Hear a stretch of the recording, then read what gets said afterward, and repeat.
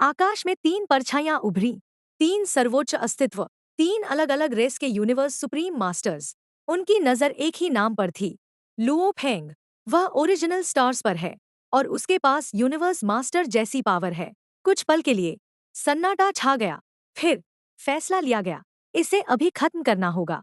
सवाल था, क्या वह सच में यूनिवर्स मास्टर है या सिर्फ एक असाधारण जीनियस? लेकिन अब फर्क मायने नहीं रखता था। अगर वह अभी इतना खतरनाक है तो आगे क्या बनेगा? डर साफ था और इसलिए उन्होंने एक खतरनाक प्लान बनाया।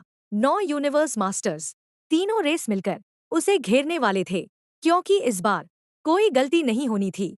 इसी बीच ओरिजिनल स्टार पर खेल जारी था। पीछे से पीछा कर रहा था स्काई फ्लावर नाइट, लेकिन लुओ फेंग पहले ही एक कदम आगे था। अचानक नाइन टाइगर रिवर फिर से फैल गया और उसी पल सब कुछ बदल गया। रुको, स्काई फ्लावर को कुछ अजीब लगा। फिर सच्चाई सामने आई। उसके सामने अब लुओ फेंग नहीं था, बल्कि गोल्डन हॉर्न्ड बीस्ट खड़ा था। लुओ फेंग कहाँ है? वह गर्जा। गोल्डन हॉर्न्ड बीस्ट हल्का सा मुस्कुराया। वह जा चुका है। एक ही पल में स्काई फ्लावर समझ गया, वह धोखा खा गया था। लुओ फेंग पहले ही निकल चुका था और उसे रोकने वाला कोई नहीं था। धत्त! लेकिन अब बहुत देर हो चुकी थी। पूरा यूनिवर्स हरकत में आ चुका था। ओरिजिनल स्टार पर पहला यूनिवर्स मास्टर उतर चुका था, मास्टर ऑफ बैनफ। और उसकी आवाज गूंजी, लुओ फेंग, तुम मरने वाले हो। लेकिन लुओ फेंग डरा नहीं, वह हंसा। आखिर शुरू हो गया। उसके चेहरे पर मुस्कान थी, क्योंकि वह जानता था अब असली परीक्षा शुरू हुई है। पीछे और यूनिवर्स मास्टर्स आ रहे थे, आगे मौत इंतजार कर रही थी, लेकिन बीच में खड़ा था वह, अकेला और तैयार। देखते हैं आज किसका अंत होगा। दूर आसमान में 3 यूनिवर्स नाइट्स चुपचाप उड़ रहे थे। उनका लक्ष्य एक ही था, लुओ फेंग। हम पास हैं, उनमें से एक बोला। बस दूरी बनाए रखो और उसकी लोकेशन भेजते रहो। योजना साफ थी, खुद लड़ना नहीं, बस पीछा करना, और बाकी काम यूनिवर्स मास्टर्स करेंगे। लेकिन उन्हें नहीं पता था कि वे खुद शिकार बनने वाले हैं। कुछ ही पल बाद उन्होंने उसे देख लिया। सिल्वर आर्मर, सिल्वर विंग्स, यह वही है। तीनों उत्साहित हो गए, इसे पकड़ लिया। वे 3 दिशाओं में फैल गए, लुओ फेंग को घेरने के लिए। लेकिन लुओ फेंग रुका, भागा नहीं, बस शांत खड़ा रहा। पीछे हट जाओ, उसने कहा, तो मैं तुम्हें छोड़ दूंगा। तीनों हंस पड़े। हम तुमसे 30 मिलियन माइल दूर हैं, तुम हमारा कुछ नहीं कर सकते। लुओ फेंग की आंखें ठंडी हो गईं। ठीक है। और फिर वह गायब हो गया। एक झलक, फिर दूसरी, फिर सैकड़ों। तीनों के चेहरों का रंग उड़ गया। यह टेलीपोर्टेशन है, लेकिन यह टेलीपोर्ट नहीं था।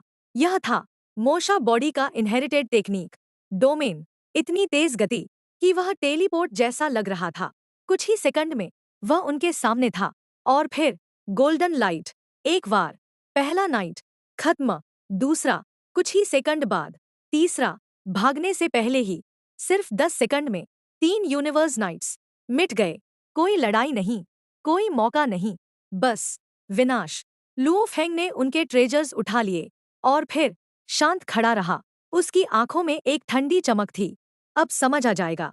दूर तीनों रेस को खबर मिल चुकी थी।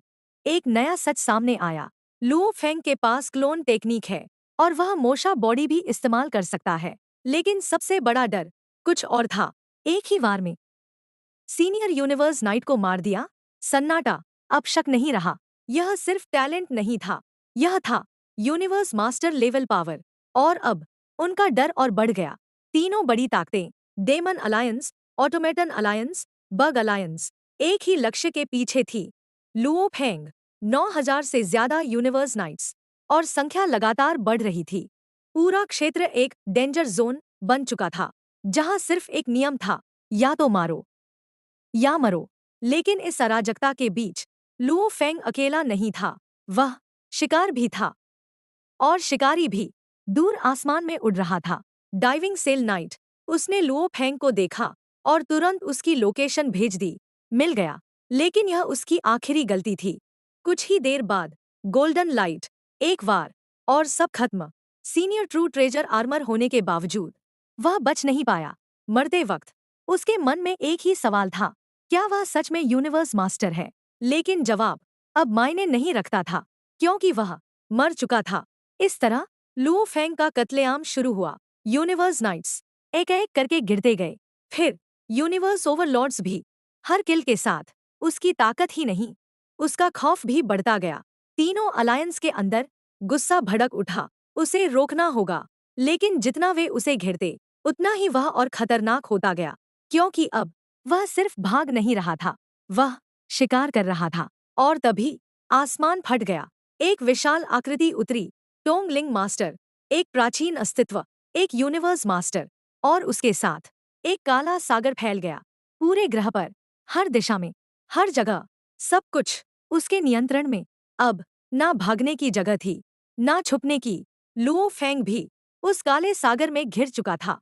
काले सागर के बीच खड़ा लुओ फेंग अब पहले जैसा नहीं था।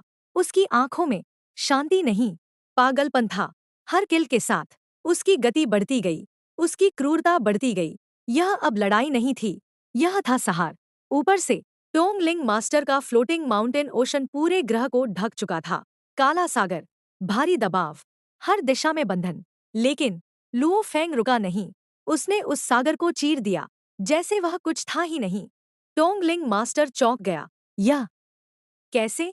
लेकिन लो फेंग जानता था क्यों। उसके पास था फोर्स आर्मर। इसलिए यूनिवर्स मास्टर का डोमेन भी उसे रोक नहीं पा रहा था। वह आगे बढ़ता गया, और उसी बीच उसके अंदर कुछ बदल रहा था। एक अजीब इच्छा, खून की प्यास, गोल्डन हॉर्न्ड बीस्ट की इंस्टिंक्ट और उसकी खुद की विल मिलकर कुछ नया बना रही थी। कुछ अधूरा है। उसने आसमान की ओर देखा, और फिर एंग्रेविंग शुरू हुआ, जैसे यूनिवर्स खुद उसके सामने खुल रहा हो। पैटर्न्स बनते गए, लाइंस जुड़ती गई। एक नई शक्ति जन्म ले रही थी। और फिर धमाक, एक नया टेक्निक पूरा हुआ। उसने उसे देखा और मुस्कुराया। ब्लड लाइट, उसका दूसरा ultimate technique, universe master level. अब उसके पास था गोल्डन लाइट और ब्लड लाइट, दोनों साथ, एक विनाशकारी कॉम्बिनेशन। और तभी आसमान कांप उठा। एक विशाल आकृति उसकी ओर बढ़ रही थी। एक नई प्रेजेंस, और भी खतरनाक। मास्टर ऑफ बैनफ, एक यूनिवर्स मास्टर। उसकी आवाज गूंजी। Luo Feng. लुओ फेंग मुड़ा। उसकी आंखों में अब डर नहीं था, बस उत्साह। आखिरकार असली लड़ाई। अब यह सिर्फ सर्वाइवल नहीं था, यह था यूनिवर्स मास्टर बनाम यूनिवर्स मास्टर लेवल पावर।